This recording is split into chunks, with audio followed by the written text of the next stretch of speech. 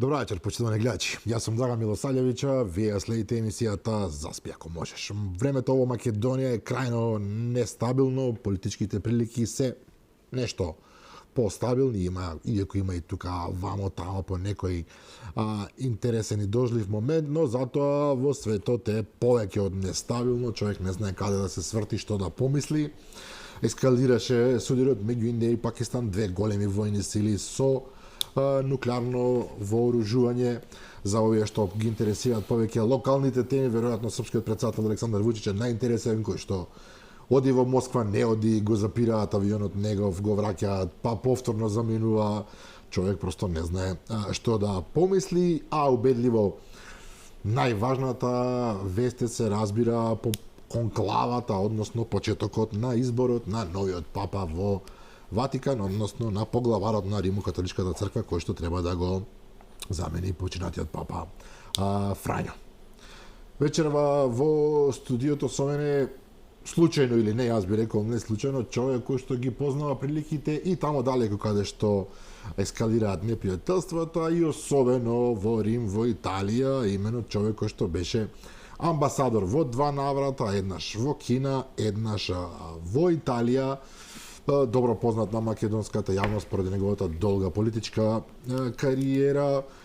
Не е Толстој, не е Зизи Топ, не е Маркс, меѓутоа има многу интересна брада господинот Оливер Шамбевски. Добра вечер. Добро вечер, ви благодарам за поканата и задоволство ми е, одамна не сум гостувал во емисија, задоволство ми е што сум повторно. Задоволството е апсолутно и мое. Господине Шамбевски, да почнеме од ова што навистина ги загрижува луѓето во светот. Велат, индиско-пакистанскиот судир е локален судир, меѓутоа глобален е интересот, затоа што една работа која што представува продолжение на судир кој што трае со децении, за тие што не знаат, Индија и Пакистан уште од времето кога настанале како држави 48-та година, постојано се во некакви судири околу фамозниот Кашмир и еден терористички акт од пред 10-15 дена во кој што загинаа 20 туристи во индискиот дел, предизвика најпрви најави, а потоа и ескалација на судирот. Индиски авиони влегоа на територијата на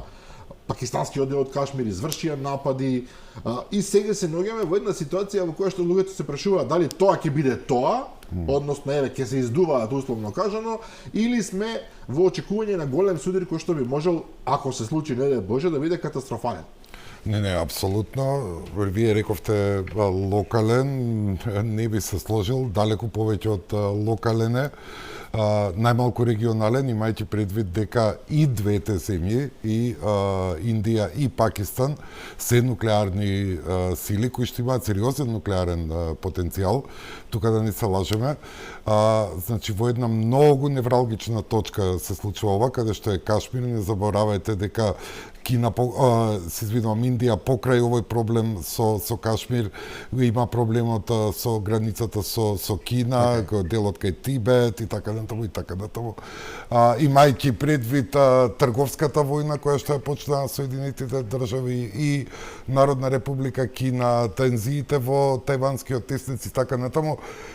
Еве да се согласиме дека е барем регионален конфликт или тензија која што има сериозен потенцијал да прерасне во нешто многу посериозно.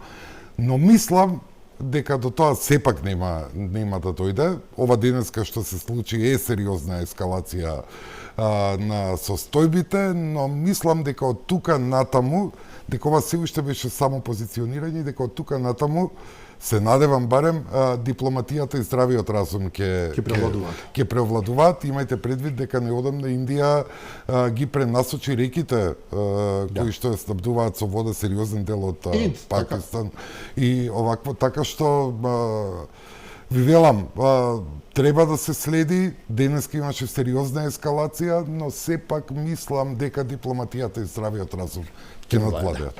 Ќе се вратиме можеби малку подоцна на тој регион, затоа што вие бевте 4 години во Пекинг, еден од малкуте македонци што имале прилика да се сретнат со Си Џинпинг, еден од најмокните луѓе во светот, објективно, лидерот на комунистичката партија на Кината, имаат поинаков распоред на називите. Да. Иако реално фактички тој е првиот човек на државата и човек кој што сакале лекеле игра огромна улога на светско ниво, но ќе се вратиме на тоа ако најдеме, велам, ако ни остане време.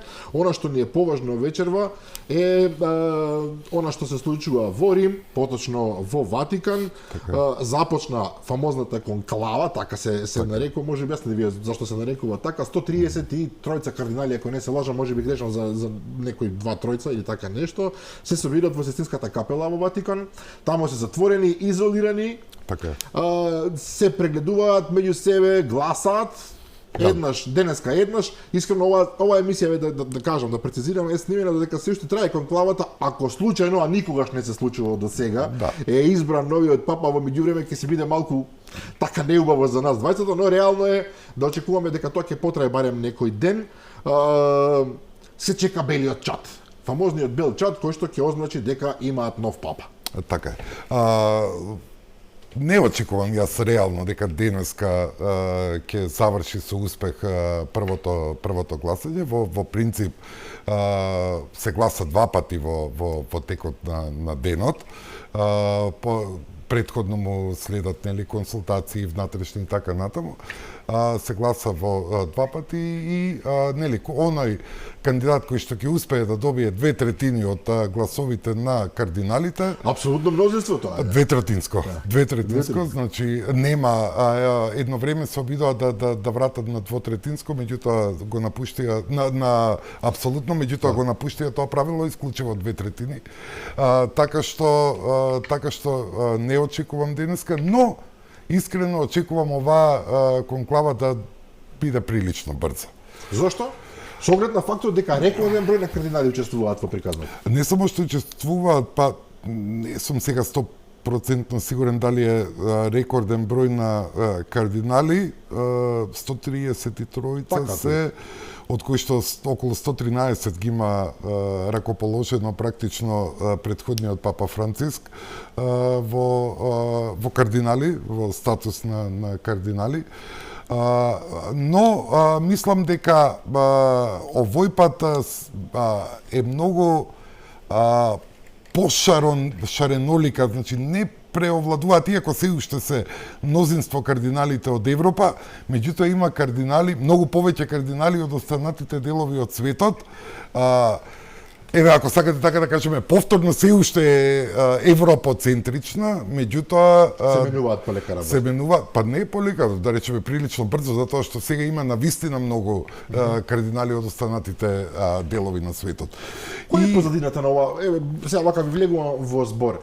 Европа е центарот на католичката религија, неспорно, меѓутоа последниве децении, не години, токму во Европа стравично се намалува бројот на католици од тих причини цивилизацијски, некој ќе рече модерни времења, не знам што. Напротив, католичката религија во Јужна Америка, во делови од Азија, исклучително е силна. Да, не, апсолутно, значи немаме дилема, католичкото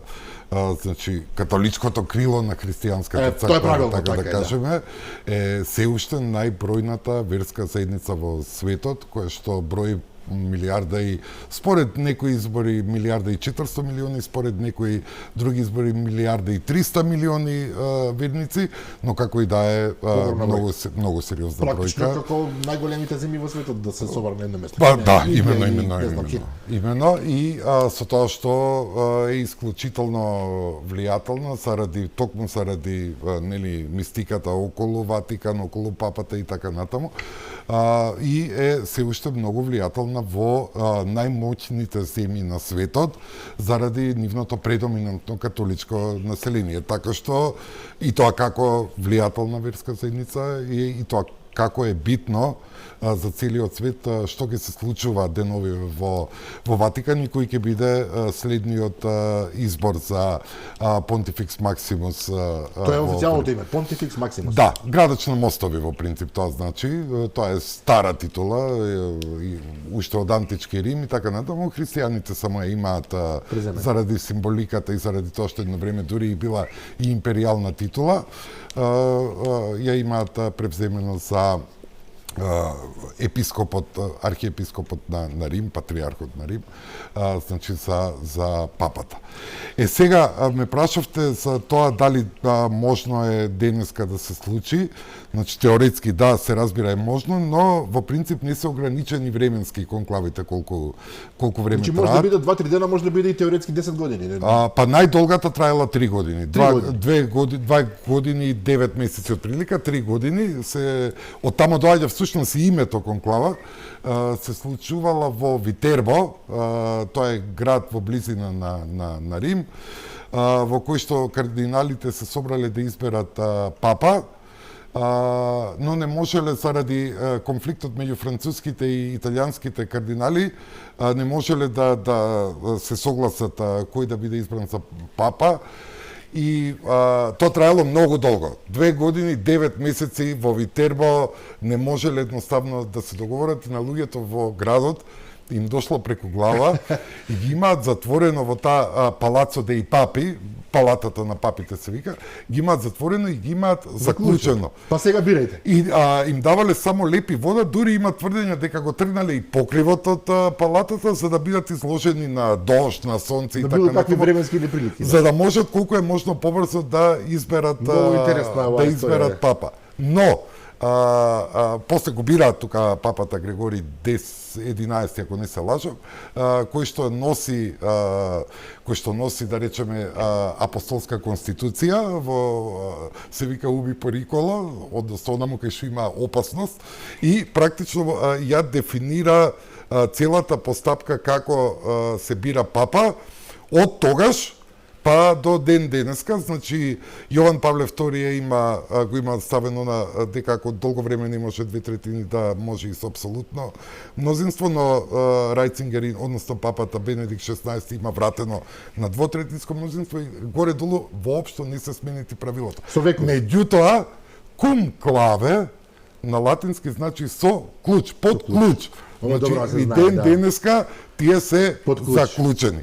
Во Систинската палата се разбира не се изложени на дождови, имаат за јадење, тоа е сигурно. И се обезбедува хранива, но контактот со надворешниот свет и со лобирањата е сведен на апсолутен минимум. Не може некој на телефон да им се јави, да им каже, ајде, предпоставувам дека им се земени телефоните. Ајде да видиме да го избура новој нашиот. Предпоставувам оваква дека, односно сигурен сум дека е така и значи и со цел да се избегне симонија, тоа е она нели купување на титули во црквата и така натаму, да се избегне симонија, да се избегнат подкупи, така.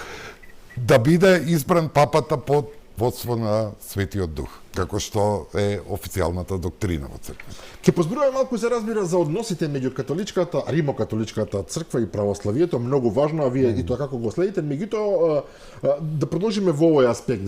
Раководителот на кардиналскиот колегиум. Добро. Денеска вели идниот папа исправен пред сложен, пресвратен момент во историјата. И ова не е туку така кажано. Папите генерално луѓе со енормна моќ, ја објаснивте и зошто во текот на вековите, ова е нели традиција која што трае 2000 години речиси, се справале на вистина пред исклучително важни периоди. И Првата и Светската војна ги поминале, и не знам оние 30 годишни, што се не, и инквизицијата и така натаму, меѓутоа кога ќе даде изјава вака еден нивни многу висок член, висок функционер во црквата, тоа на вистина значи нешто во сложен, пресвратен момент во историјата. Така е, се согласувам во целост ова, особено за католичката црква. За време на понтификатот на папата Франциск се соочи со многу контроверзии. Значи, папата Франциск, имав јас пред некој ден објавено и една анализа во однос на ова. Папата Франциск беше широко прифатен, поздравен папа од, да речеме, паствата, од верниците. Генерално, ако сакате, беше прифатен во целиот свет и така натаму. Меѓутоа, отвори многу сериозни дебати во самата црква, без теолошки и догматски добро да ги поткове и образложи своите ставови. Да доведе всушност ја доведе целата црква многу близко до раскол. со издавањето на она своја апостолска енциклика се извинувам, екзортација, не енциклика, апостолска екзортација, тоа е еден вид на документ кој што не е многу обврзувачки, но е со сепак, да речеме, некоја средна обврзувачка моќ кон католиците, кон црквата, кон паствата, кон епископите и така натаму, се уште помалку, да речеме, енциклика која што е релативно многу обврзувачки документи, или да речеме апостолска конституција која што е закон, исклучително устав практично. исклучително обврзувачки документи, или була издадена екс катедра која што е догма и така натаму. Ова има, да речеме, некоја средна обврзувачка моќ, но допре се вика Аморис Летиција, радост на љубовта, го допре прашањето на можноста да се причестат разведените и повторно оженети или омашени се едно католици. Што за догмата е проблем сега? За догмата е проблем затоа што во догмата е догма е нераскинливоста на бракот. Значи ова толку многу доведе до тензии во овакво што дури и самиот папа изјави дека не се плашам од расколи, се молам да не се случат, но не се плашам од расколи. И таа негова екзортација практично не беше прифатена никаде во светот, освен во Аргентина и во Германија. Никаде во останатиот дел од католичкиот свет. Аргентина претпоставувам затоа што тој е аргентинец. Таква им е паствата, но и таква им е паствата веројатно по. А и Германија е веројатно заради за некој либерализам, верниците и така натаму и така натаму. Имаше уште неколку контраверзни, на пример, неговата. Ова малку луѓе го знаат, затоа ми е многу важно да кажете. Па да, имаше на пример издаде една енциклика, таа е пообврзувачки документ, енцикликата е практично, да речеме, едно циркуларно писмо до сите епископи во црквата и е многу обврзувачки документ, се уште е оставен за можни интерпретации, но е многу обврзувачки.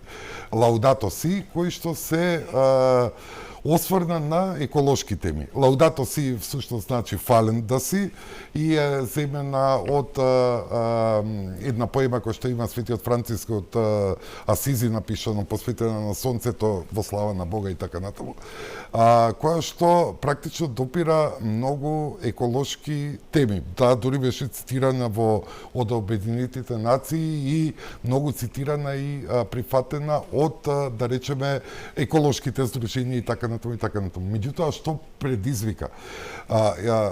Самата содржина горе-долу не беше спорна за никого, меѓутоа тонот во кој што издаде, користеше, например, извори, дури цитираше извори во енцикликата кои што не се христијански, цитираше, значи, самата терминологија, земјата споредуваше со сестра и така натаму и така натаму, беше многу невообичаено што предизвика сериозен отпор кај конзервативните кардинали.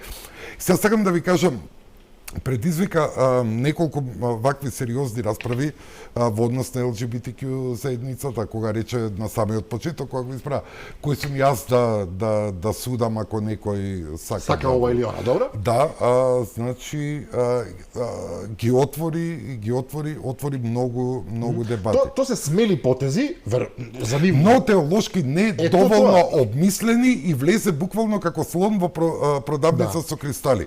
Заради тоа што вие го правите, ова звучи прифатливо, звучи добро, звучи прогресивно и така натаму, меѓутоа допирате една догма за која што немате одговор, што сега со догмата ќе правиме, како што е, например, нераскинливоста на бракот.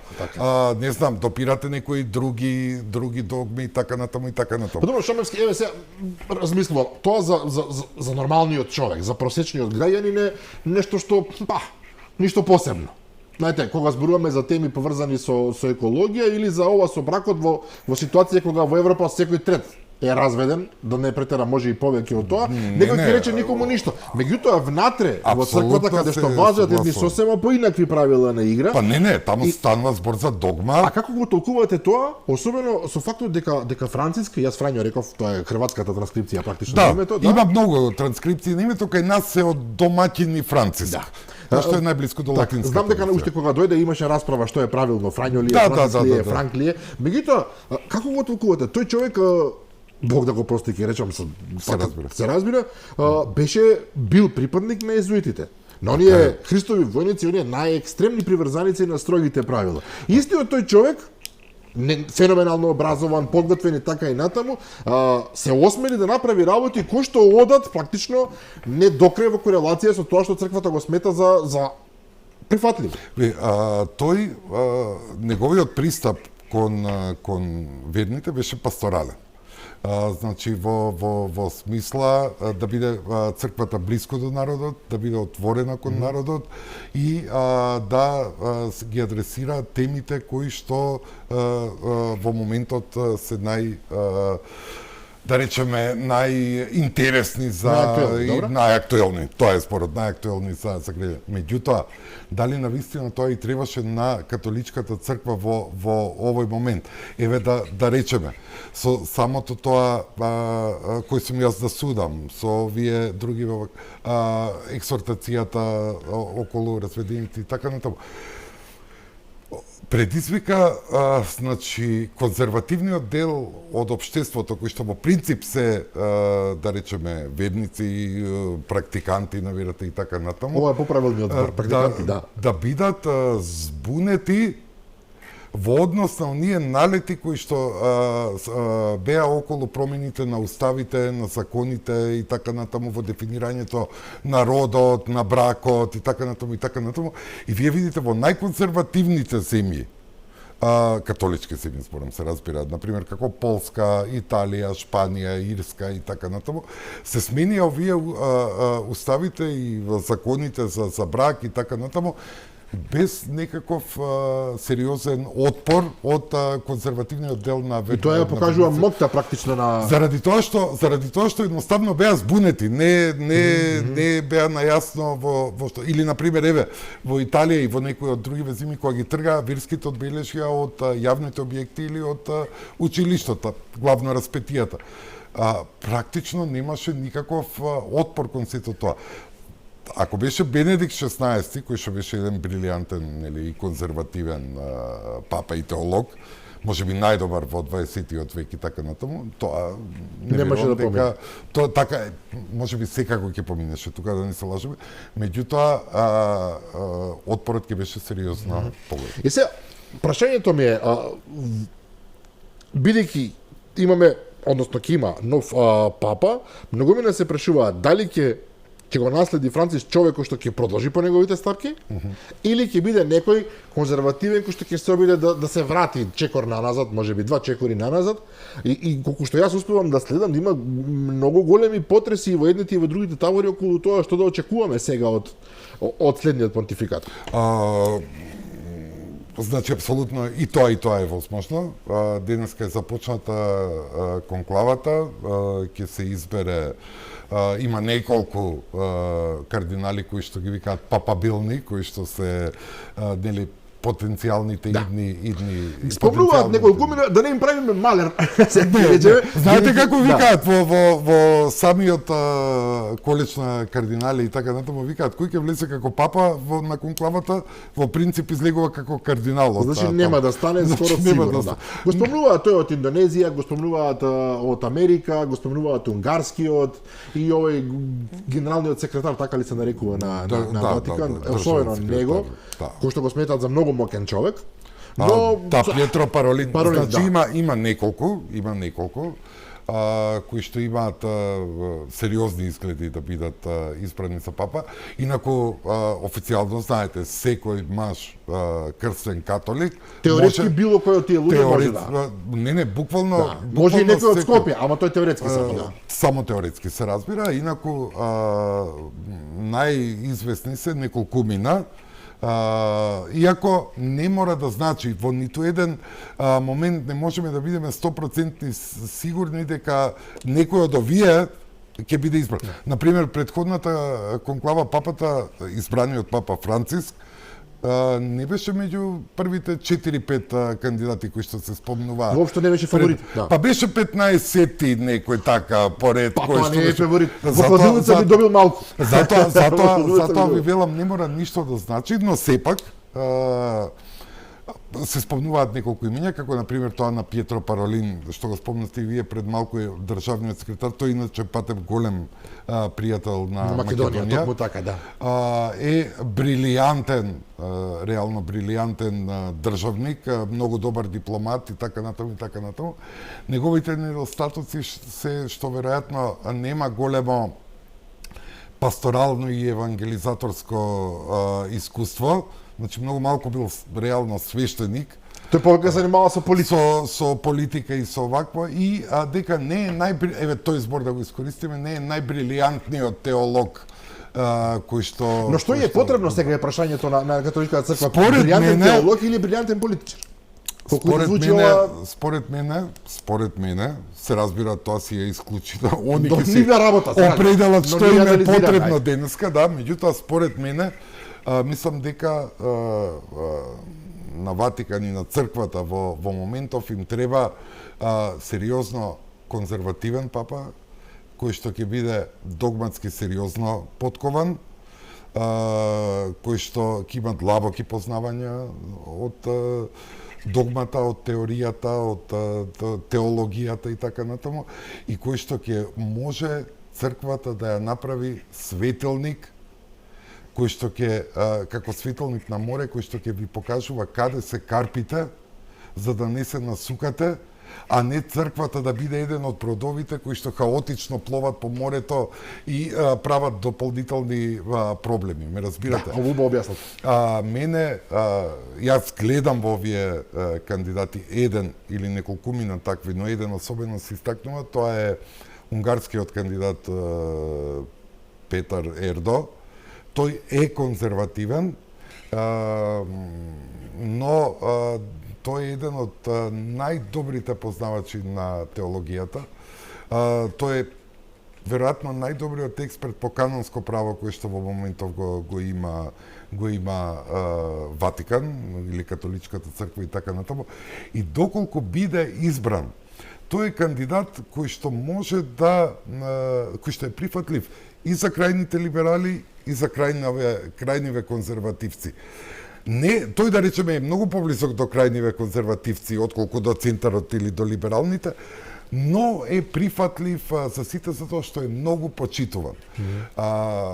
И е неспорен авторитет во овие точки кои што ги кажав. Значи, тој може да внесе доктрина, догма, да ја дообјасни, да ја направи црквата, одно што го спомнавме пред малку, светилник, а не еден од бродовите кои што ќе пловат. Интересно го објасни тоа. Искрено, сите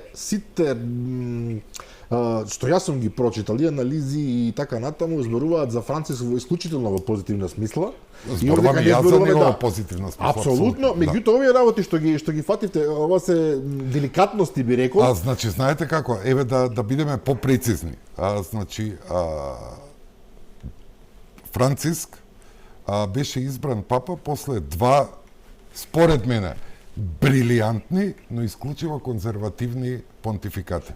На Јован Павле II, кој што практично е еден од најзаслужните за падот на комунизмот во светот. Така е, тој е првиот папа Словен и така натаму, беше многу отворен, да речеме, во однос на, но во однос на борба за човекови права, за правата на црквата во поранешните комунистички држави и така натаму. Меѓутоа беше многу конзервативен по однос на догмите, по однос на прашања како жените улогата на жените во црквата и така натаму, абортусот, контрацепцијата, ЛГБТQ заедницата, тоа практично во неговиот понтификат не можеше ни да стане збор за такво нешто. Бенедикт XVI, како што кажав и пред малку, брилијантен брилијантен, ќе го повторам зборот, теолог кој што многу доктринарно и догматски ја зацврсти црквата и практично ги разоружа либералите во одно, бидејќи исклучително квалитетно ги аргументираше неговите позиции. И црквата во тој момент, кога Бенедикт поднесе оставка, се соочуваше со сексуални скандали, се соочуваше со масовно празнење на црквите од верните, особено во Западна Европа, со милион други финансиски скандали и така натаму и така натаму.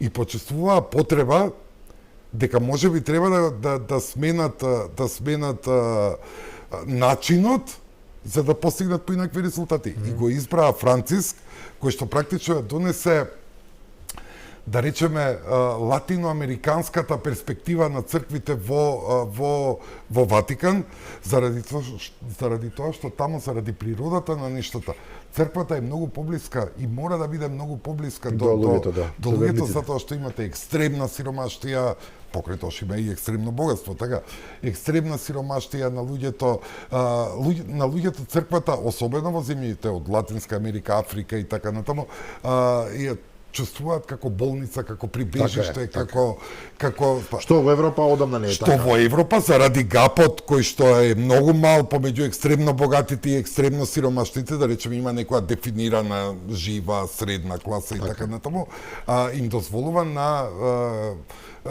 епископите, архиепископите во црквата да можат да разговараат за малку подогматски теми, да штитат позиции и така натаму, така што понтификатот на Франциск не беше ниту случаен, ниту погрешен и така натаму. Меѓутоа, ви зборам за тоа што предизвика во црквата, исто така треба да се изанализира, за да можеме да видиме дали на црквата реално е потребен и дали ќе остане се уште релевантна ако добиеме уште еден ваков либерален понтификат. Интересно прашање. Пред неколку недели кога почина папата Франциск беше тука Звонимир Јанкуловски, исто така правеше на амбасадор, меѓутоа тој беше во Ватикан конкретно, вие бевте во Италија, некој рече си ќе се збуни Ватикан е во Не, јас бев во Италија, тоа се две посебни држави. Јас бев во Италијанската република. Изборувавме за целата таа мистика што го држи, го обвива Ватикан, целата таа, ние зборуваме за една моќ која што е константа 2 милениуми, не зборуваме за нешто, кога разговараме од наша човечка перспектива, тоа нели, ние мислиме дека времето на комунизмот е вечност. Или овие 30 години се вечност. Меѓутоа реално кога се соочувате со една сила која што трае 2000 години, поинаку тоа добива поинаква перспектива. Вие бевте таму, не знали сте имале средба да се видите со папата? Со папата не бидејќи како што ви кажав, јас бев амбасадор во Италијанската република, светата столица е сосема друга држава. Таму си имаме свој амбасадор, во тоа време беше амбасадорот Јанкуловски.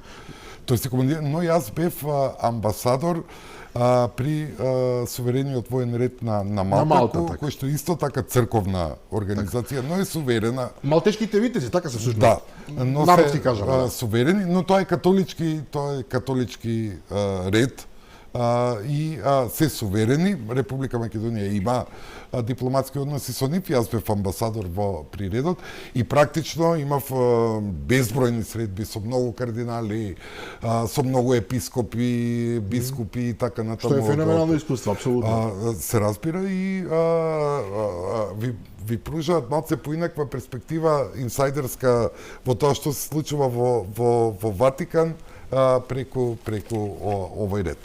Не очекувам дека можете да кажете премногу за тие работи, меѓутоа интересно е сето тоа. Темплари, езуити, не знам, доминиканци, како сите ги нарекуваат тие редови нивни. Тоа се монашки редови, тоа. Меѓутоа она мистерија што се околу тоа, сите тие контролираат нели најголемите богатства. Овдека зборуваме веќе за теорија на заговор. Да, контролираат богатства, знаат најголеми тајни, чуваат невидени, не знам работи.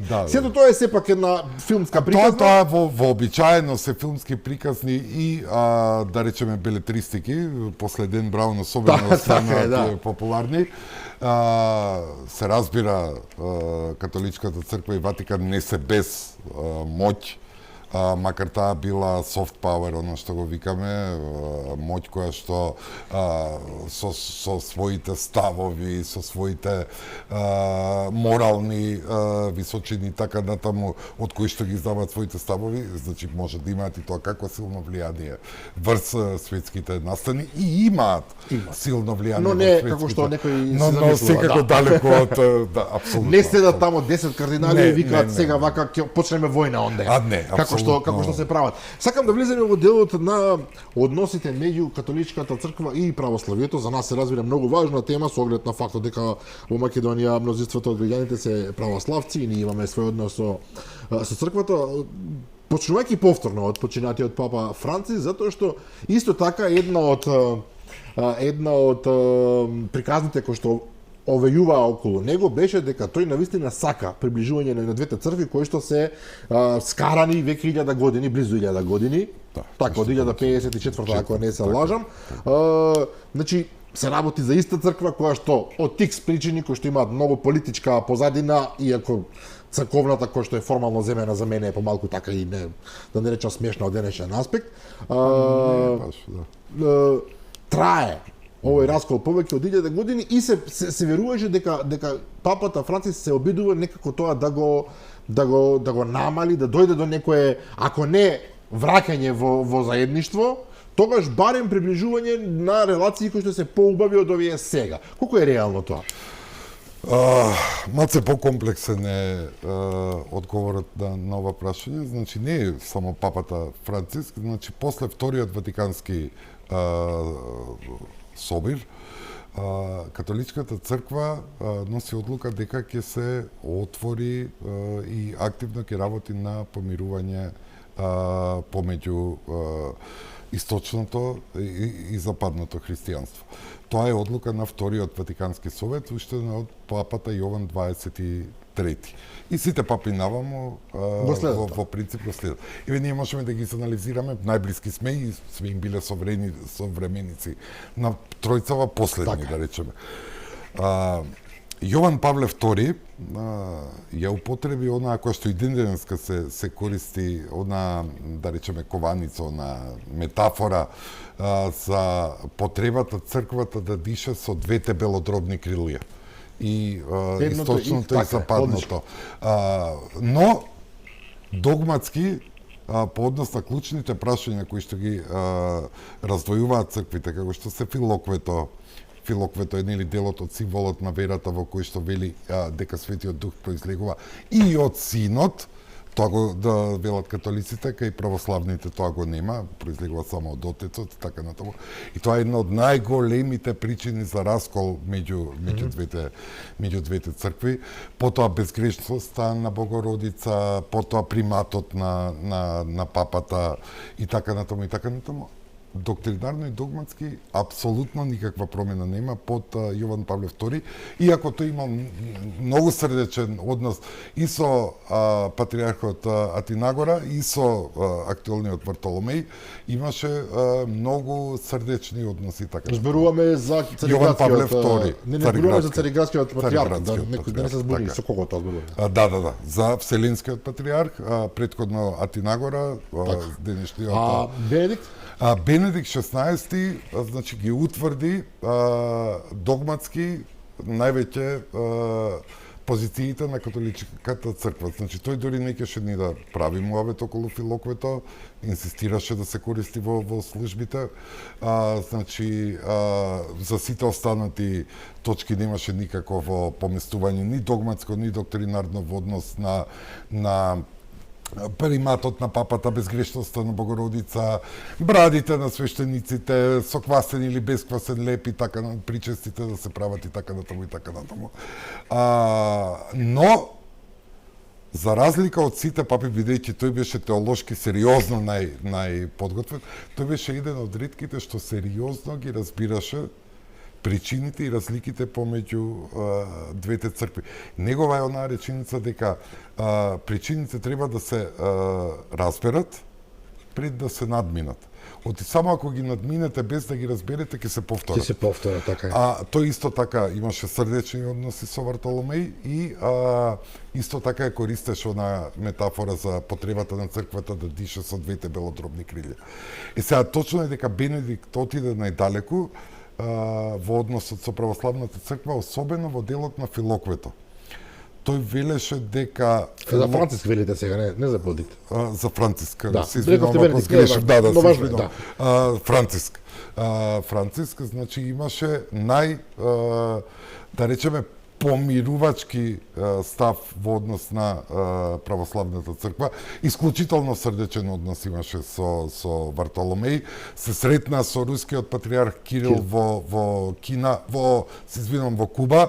И тоа беше првата средба на московскиот и римскиот патриарх кога и да е во историјата, да. Навистина, да. Значи апсолутно имаше срдечни односи и тој дозволуваше Филоквето и оцинот, делот на символот во верата и оцинот, при одредени екуменски служби, значи екуменски која служат нели заедно и католичката и православната црква, да речеме при некоја средба меѓу папата и патриархот или не знам одбележување на некој настан во кој што тоа се сепак исклучителни настани, да. Но претходно не било. Значи Филоквето да не се спомнува. Значи точката на раздор едноставно да ја ставиме на страна. Да, тоа не значи дека не постои, туку тој велеше дека Филоквето скоро 1000 години прави кавга меѓу источната и западната црква. Сега наместо Филоквето да не раскарува, треба вербата во Светата Тројца на двете цркви е заедничка, да не сближува. И заради тоа рече дека Филоквето или делот и од синот воопшто дозволи да не се споменува во одредени под одредени околности во одредени услови. Меѓутоа, по ниту едно друго прашање околу приматот на римскиот патриарх, на папата врз останатите патриарси, ниту кон безгрешноста на Богородица, ниту кон ниедно од другите прашања. Објасни ми го вака Шамевски, бидејќи навистина сте блескаво подготвен за ова, јас сега со задоволство Повелете, со задоволство слушам, но морам да поставам прашања. Се разбира. Разликите што ги спомнувате, кои што горе-долу се познати, се доктринарни, ајде да речеме така. Меѓутоа, дали суштината не е, бидејќи просечниот граѓанин кој што не е загреан за црквата, така да кажам, кој што не е навлезен во работата, ќе рече всушност прашањето е кој да биде главен, кој да има примат, дали да биде папа. Тоа е еден од проблемите. Но тоа е суштински. Тоа е зборот. Затоа што реално кога се расправаат околу прашањата, сосема согласувам, дали се синот и таткото се согласувам, дали безгрешноста на Богородица како да се толкува. Тоа ми е јасно, меѓутоа тоа се сепак прашања кои што се како да ги наречам доктринарни, догматски. Нешто од пред 2000 години кое што догматски, но сериозно е за ја начнуваат верата. Така, целото кредо. Но ако збориме зборуваме, се извинувам, за просечен човек кој што е можеби атеист, можеби агностик, можеби има некој свој однос со црквата, таквото прашање не е толку релевантно. Прашањето кој ќе биде доминантен ми се чини е клучно.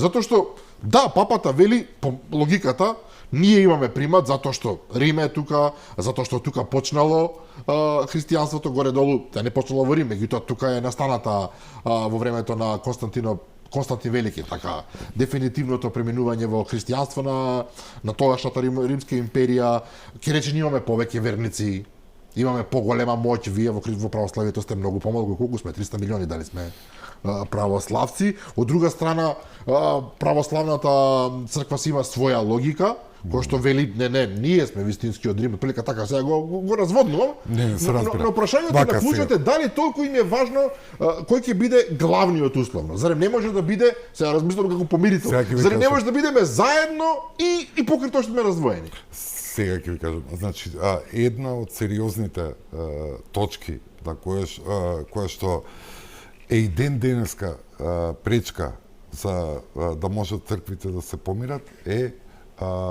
принципот на примат на папата врз останатите патриарси и на неговата безгрешност кога издава була екс катедра. Секи ви го пообјаснам ова малку подетално за да стане јасно, бидејќи навистина е битно. Прво, од каде го влече папата правото да се нарекува дека е прв, дека тој е најглавниот. Го влече од Евангелието, од тоа кога Исус на Свети Петар му ги предава клучевите и кога му вели врз овој камен ќе изградам црквата. Петрос е камен. И затоа прв папа се смета Свети Петар, последниот 266-тиот беше Франциск. Сега го бираат 267. Така. Сега, тие врз основа на тоа велат дека не, ние сме главни. Значи, папата е главен и тој треба, значи, има примат врз сите останати. Православната позиција е дека никој не е безгрешен и дека тие патриарси, особено што ми вака ми звучи пологично за првите 5, особено првите 5, сега се многу повеќе патриарши, значи дека се сите еднакви по статус. Му се признава на папата, односно на патриархот на Рим, дека е прв меѓу еднаквите. И особено дека не е безгрешен. Сега, каде е проблемот?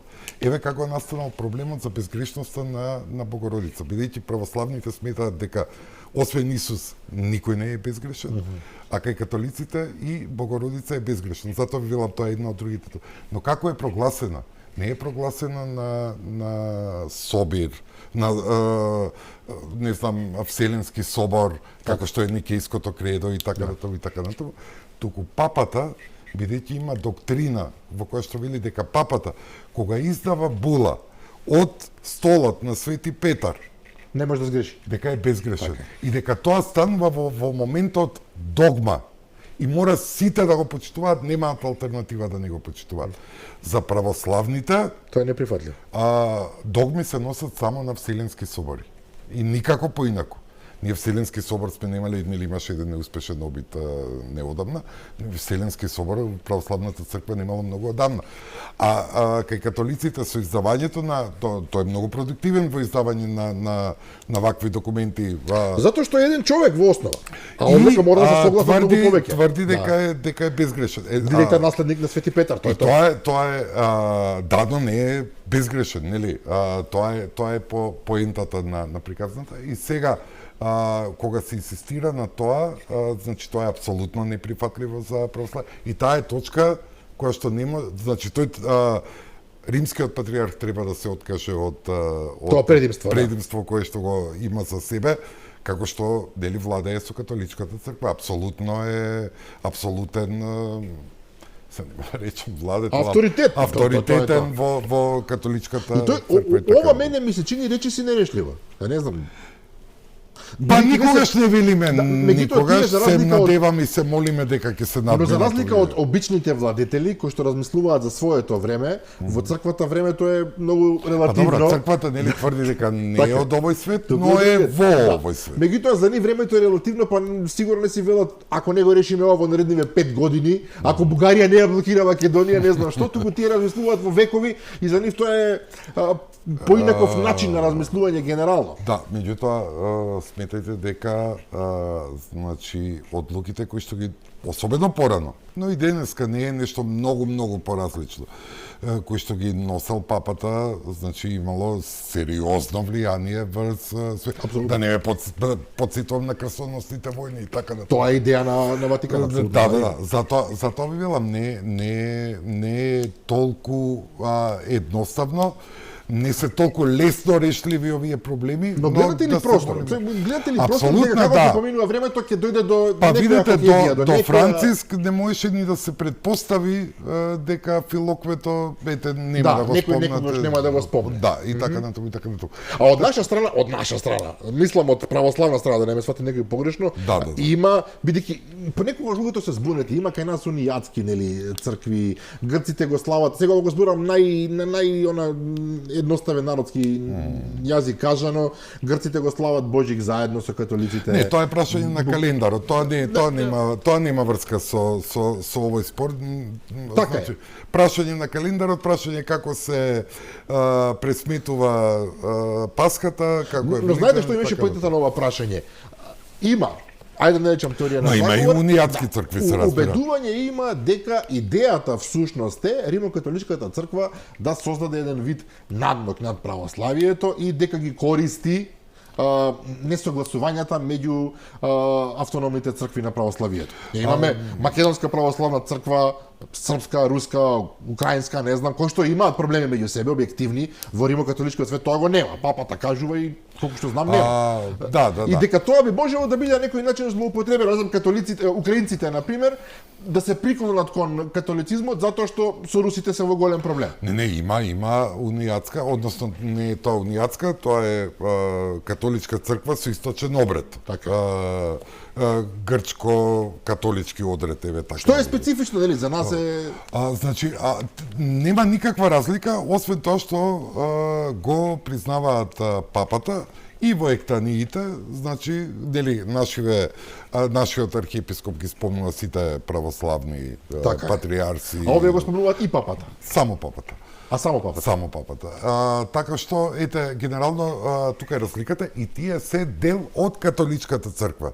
Тие не припаѓаат на православието. Обредот е апсолутно ист. Всушност ги имаме и во Македонија. Значи, во Македонија сериозен дел од католичката заедница е оваа со источен обред. Така што јас не гледам ништо страшно или лошо заради тоа што се појавиле во еден историски момент под одредени услови. Добро, имало и протестанти, тоа е класичен пример кој што знаете како на пример била грешка еве да речеме на православната црква тоа што им забранила на еве да речеме во Кукуш и околината да се служи на словенски јазик, служеле на грчки и овие преминале во црква која што го признала папата, од тамо добиле апостолско предимство и тоа е тоа само за да служат на македонски или словенски. Што од денешна перспектива, ако ќе речете логично и правилно. Па добро, сега знаете како еве црквата покажала дека обстојала и се изборила и така натаму. Меѓутоа не гледам ништо лошо, напротив гледам како точка на евентуално спојување, помирување или да речеме некој мост за натамошно развивање на односите меѓу двете белодробни крилја на црквата. Уште прашање, леле, многу брзо ни помина времето, морам да признам, од една страна сум воодушевен, од друга страна разжаран што вака ми поминува времето. Односот на католичката црква со исламот и со протестантските цркви. Со исламот исто така се прават напори, тоа ми е сигурно, меѓутоа после Ватикан 2, после вториот Ватикански собор, значи католичката црква е отворена екуменски концилија. Најмногу се разбира кон православната црква заради тоа што значи пред големата шизма секако биле едно исто. Значи, но отворена е кон Но што е со протестантите, ме интересира. Тие од времето на Мартин Лутер, не Мартин Лутер Кинг, туку од времето на Мартин Лутер, некои тоа го грешат кај нас, се појавуваат како еден вид на либерални движења. Практично кои што не сакаат во она време Римската католичка црква да игра таа улога што ја имала и начинот на кој што функционирала, и сега имате навистина голем број на протестанти во многу важни земји, пред само Америка. Во Германија, главно на северот на Европа и така натаму. Англија кој што има посебна англиканска црква, и ме интересира тој однос меѓу протестантите, сите тие нивни конгрегации, ги има десетици, тие се нели повеќе. Го знае колку ги има, и католичката црква, бидејќи тие се уште послични од колку православието и католицизмот. Реално некој не. Значи со некој од нив вака една работа мора да знаеме. Значи и католицизмот и православието, кредото е она верују, символот на верата е кредото од Никеја. И подоцна од Никеја во 4 век, ако не се лажам. И подоцна во значи уште царот Константин го има свикано. И подоцна ваква, меѓутоа еден од големите проблеми е што во тоа кредо подоцна во католичката црква се додава тој збор и од синот, кој што го прави расколот и кој што се користи како една од причините за расколот. Меѓутоа суштината на кредото, освен тој збор, е апсолутно идентична. Нема апсолутно никаква разлика. Додека кај повеќето, не кај сите, но кај повеќето од протестантските цркви, кредото од Никеја е практично горе-долу напуштено. Вербата во Исус и така натаму, тоа си стои се, меѓутоа не е онака како што е дефинирано во кредото од Никеја. Сега, мора да видиме фери да кажеме дека реформаторското движење практично се појавило како крик кон злоупотребите кои што се правеле во католичката црква, значи продажбата на индулгенции, така. Тоа е откупување на гревови за тие што не знаат, така. Да. Например во православието тоа нешто не постои. И никогаш не е било јасно како може некој да ти даде чистилиште и така натаму, сите го чекаат второто пришествие и тоа е тоа. Меѓутоа, зборот ми е, значи особено кога се бира на една од конклавите која што покрај она од Витерба и уште една-две други, една од најскандалозните конклави се кога е избран папата Александар VI, тоа е папата Борџија. Од појазната трујачка семејство, така, на Лукреција Борџија, татко. Родриго Борџија кога станува папата Александар VI. Значи тоа е масовна симонија. Значи симонија е купување на функција во црквата. Практично станале фирмата. Значи со товари злато биле донесени во Рим и така натаму. И потоа значи се продавале масовни индулгенции, многу опаднал авторитетот на црквата и така натаму. И сега многу монаси сакале тоа да црквата да се врати на вистинскиот пат, така. На вистинските вредности. Мартин Лутер, значи малку подоцна тој е всушност католички монах и така натаму. Нели ги закачува тезите на вратата 96 тези што треба да се промени, бидејќи католичката црква е нереспонсивна ако прави свое движење и од тука почнува протестантизмот кој потоа веќе не престанува да се дели во разни конгрегации, во разни и така натаму.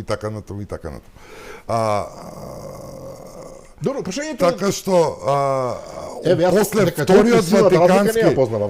после вториот Ватикански собор, значи католичката црква е отворена и кон нив за екуменски разговор и евентуално помирувања и така натаму.